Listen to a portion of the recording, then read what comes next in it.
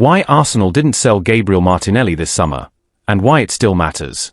When the summer transfer window opened, many expected Arsenal to be one of the busiest clubs in the market. After finishing second in the Premier League for the third season in a row, the Gunners were clearly determined to take the next step in their pursuit of the title. And they didn't disappoint. Arsenal made some bold moves, investing heavily in key areas by signing striker Viktor Gyökeres and versatile defender Piero Hincapié, two players who bring not just talent, but solutions. Gyökeres offers a new focal point up front, while Hincapié adds depth and tactical flexibility to the backline. But alongside these high-profile arrivals, there was also serious discussion about potential departures, and none more surprising than that of Gabriel Martinelli. Martinelli's future was on the table. Yes, you read that right. Despite being seen as a cornerstone of Mikel Arteta's project not long ago, Martinelli was quietly made available for transfer this summer, for the right price. According to the Daily Mail, Arsenal were open to letting the Brazilian winger go if an offer in the region of £60 million came in. However, interested clubs only went as high as £40 million, far below what Arsenal believed Martinelli was worth. In the end, no deal materialised, and Martinelli stayed put in North London. A crossroads in his career. This isn't just a footnote in Arsenal's summer. It could be a turning point in Martinelli's career. While his blistering pace and fearless style once made him one of the most exciting young players in the Premier League, his form has dipped. Last season, he struggled to consistently influence games. And so far this season, he hasn't quite looked like the game-changer fans know he can be. Now, with the arrival of Gyökeres and added competition across the squad, the pressure is on. A make-or-break season ahead. For Arsenal, this season could define Martinelli's long-term future at the club. If he rediscovers the spark that once made him a fan favourite and a key figure in Arteta's setup, he could not only cement his place in the starting 11, but also prove that keeping him was the right call. But if the inconsistency continues, Arsenal may be forced to reconsider when the next window comes around. The fact that the club didn't lower their asking price this summer shows they still believe in his potential. But belief alone won't be enough if performances don't follow. The clock is ticking. There's still time for Martinelli to turn things around. He's young, talented, and already proven he can shine at the highest level. But in a squad growing in both quality and ambition, the margins are getting thinner. Whether he rises to the occasion or not will shape not only his own future, but possibly Arsenal's too. A turning point, with more than meets the eye. But Martinelli's transfer story isn't just about deals that didn't happen. It reveals deeper strategic decisions within Arsenal, and the growing pressure behind the scenes. Interest from abroad, but no real movement. Throughout the summer, rumours swirled about major clubs, from Europe to the Middle East, showing interest in Gabriel Martinelli. Some were reportedly preparing substantial offers, potentially over £70 million. Others quietly inquired, testing Arsenal's stance without formal bids.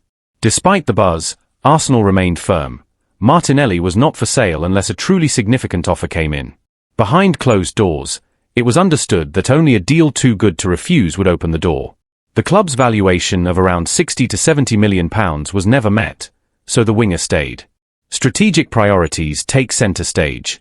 This decision wasn't made in isolation. Arsenal spent heavily this summer to upgrade key areas, bringing in names like Viktor Gyökeres, Piero Hincapié, and several others. The total investment approached £200 million, a bold statement of intent. However, unlike their top six rivals, Arsenal struggled to generate revenue through player sales. Martinelli, while not at his best form, still represents a long-term asset. Selling him would have helped balance the books, but at what cost? Replacing his talent, potential, and versatility would be a challenge. Arsenal's leadership weighed the risks and chose to keep faith. A shift in team dynamics. With so many new faces arriving, internal competition has intensified. Martinelli now faces a different kind of challenge, fighting to remain a key figure in a squad that's deeper and more competitive than ever. From a tactical standpoint, he still offers something unique: explosive pace, direct dribbling, and positional flexibility. Arteta continues to value those traits, but Martinelli will need to deliver more consistently if he wants to stay ahead of rising contenders. Supporters still divided. Among fans, opinions are mixed. Some believe Martinelli should have been sold at peak value, especially given his dip in form. Others argue that his ceiling is still far too high to give up on, and that letting go now would be short-sighted. Most agree on one thing: This season could be decisive. What happens next? As Arsenal pushes for silverware, Martinelli finds himself at a crossroads. If he rediscovers the form that once made him one of the Premier League's brightest young stars, the club's decision to hold firm will be vindicated. But if the inconsistency lingers, the January transfer window, or next summer, could reopen the conversation. This isn't just about one player. It's about how Arsenal navigates ambition, loyalty, financial balance, and long-term vision in a rapidly evolving football landscape. Arsenal warned, Gyökeres might not be the big-game striker fans hoped for. When Arsenal finally landed Victor Gyökeres this summer, many fans breathed a sigh of relief.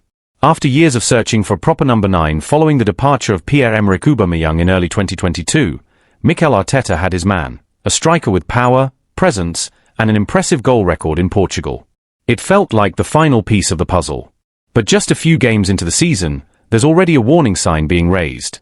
Gyökeres may not be the difference-maker Arsenal need in the biggest moments. Early promise, but big-game concerns. To be fair, Gyökeres has hit the ground running in some respects, scoring twice in his first 3 appearances. But the bigger question is when those goals have come. Against Leeds, a team Arsenal were expected to beat comfortably, he delivered. But in the 2 most high-profile clashes so far, against Liverpool and Manchester United, the Swedish striker struggled to impose himself. Naturally, fans are wondering, should we be concerned? Deeney sounds the alarm. Former Premier League forward Troy Deeney thinks so. Speaking candidly on social media, Deeney didn't hold back. Where was Gyökeres in the big games? In the big moments? That's why you pay the big money, and I just didn't see it. Deeney added that while he expects Gyökeres to score a respectable number of goals, somewhere between 16 and 20 in the league, he believes most will come against mid-table or lower opposition. He'll score against Leeds, Wolves, West Ham. But I'm not sure he's the guy who steps up when it really counts. That's what Arsenal were missing, and might still be. While calling the signing a waste of money might be harsh, Deeney's point struck a chord with some fans. Arsenal didn't just sign Gyökeres to score any goals. They signed him to score important goals. Pressure already mounting. Let's be clear, it's still early days. Strikers often take time to adapt to the Premier League, especially when coming from a different league with a very different tempo and style. But in Arsenal's current setup, the pressure is immediate.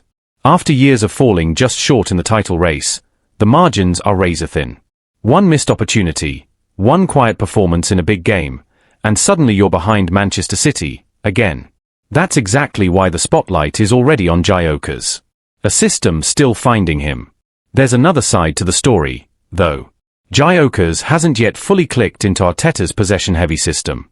While he's known for thriving in fast, direct transitions, the kind of play that defined Arsenal's 2022-23 season, the team now leans more heavily on control and structure. Could it be that Gyökeres is still adjusting, or even being slightly misused? Arsenal legend Emmanuel Petit believes that if the Gunners return to a more vertical, transition-based approach, we'll see the best version of the Swedish striker. He's not wrong, and perhaps that shift could unleash the player the club paid so much to bring in. The bigger picture. Let's not rush to write the final chapter just yet. Gyökeres has all the raw tools: pace, power, a striker's instinct, and a proven scoring record. But turning potential into impact in the Premier League's most pressure-filled moments? That takes more than just ability. It takes timing, chemistry, and confidence, all things that are still developing. What's clear is this: Gyökeres wasn't signed to score hat-tricks against relegation candidates. He was brought in to make the difference on nights like the one against Liverpool, or when the title's on the line at Old Trafford. So yes, the questions are fair. But the season is long, and for Victor Gyökeres, the biggest answers are still to come.